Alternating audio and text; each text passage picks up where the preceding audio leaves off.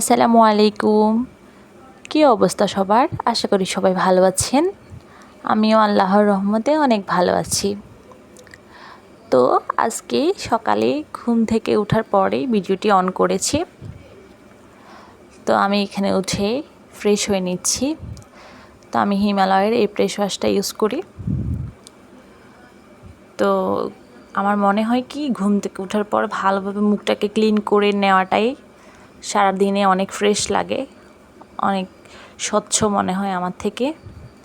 তাই প্রথমেই আমার মুখটাকে ভালো করে ক্লিন করে নিয়েছি, তারপরে ফেস ওয়াশটা অ্যাপ্লাই করে নিচ্ছি পুরো মুখে। তো আমার ভিডিওটি যদি ভালো লেগে থাকে অবশ্যই সবাই লাইক কমেন্ট করবেন এবং শেয়ার করবেন। আর ভালো লাগলে অবশ্যই ফলো দিয়ে রাখবেন। নতুন ভিডিও পেতে হলে অবশ্যই ফলো রাখবেন। তো এখানে আমি ফ্রেশ হয়ে নিচ্ছি, ওইদিকে আম্মু নাস্তা বানাচ্ছে। তো এখানে আমি ফ্রেশ হয়ে নিয়ে তবে সানস্ক্রিন এবং একটা ময়শ্চারাইজার ক্রিম লাগিয়েছি এবং একটা লিপ বাম লাগিয়েছি আর কি। তো এখানে আমি সারা রাত ইউসুফগুলের বসি ভিজিয়ে রেখেছি। তো এটা অনেক হেলদি একটা ড্রিঙ্কস, সকালবেলা আমি খালি পেটে এটা খাই।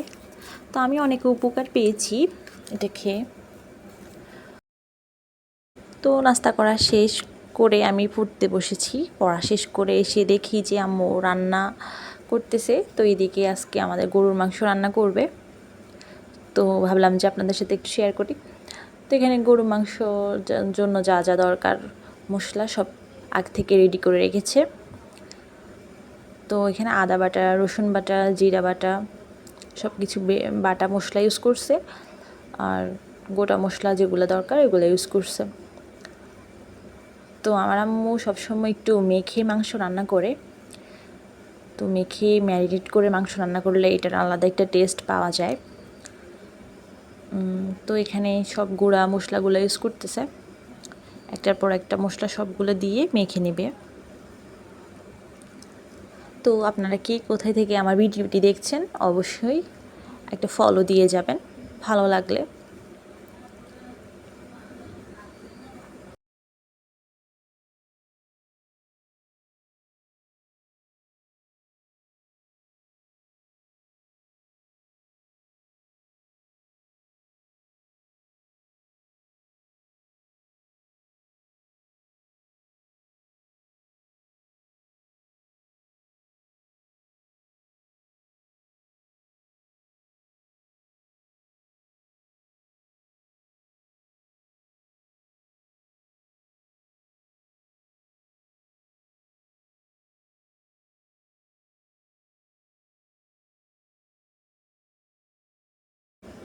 তো সব মশলা দেওয়ার পরে এখন এগুলোকে মেখে নিচ্ছে।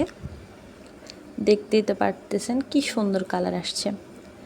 আসলে রান্নার পরে অনেক টেস্ট হয়েছিল ওই দিনের মাংসগুলা।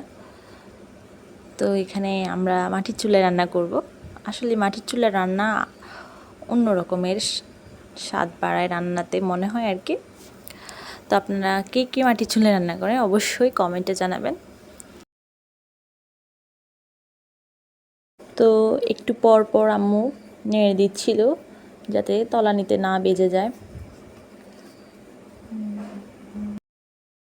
তো আপনাদের সাথে কথা বলতে বলতে এখানে মাংস রান্না হয়ে গিয়েছে। তো দেখেন কালারটা অনেক সুন্দর এসেছে, দেখে অনেক লোভনীয় মনে হচ্ছে। তো এখানে মাংস ছাড়াও আজকে আম্মু শাকভাজি করবে। তো এখানে কলমি শাক রান্না করবে। তো এই শাকগুলো আপনারা কে কে চেনেন অবশ্যই আমাকে জানাবেন কমেন্ট করে। আমাদের এলাকাতে এটাকে কলমি শাক বলে আর কি। তো এই শাকটা কিন্তু ভাজি করলে অনেক টেস্ট হয়, বিশেষ করে গরম ভাতের সাথে খেতে অনেক মজা হয়। আপনারা একদিন ট্রাই করে দেখবেন, অসম্ভব মজা হয় খেতে। তো আজকের মতো এখানে আমার ভিডিওটি শেষ করছি। ভিডিওটি ভালো লাগলে অবশ্যই লাইক করবেন এবং ফলো দিয়ে পাশে থাকবেন। Thanks for watching.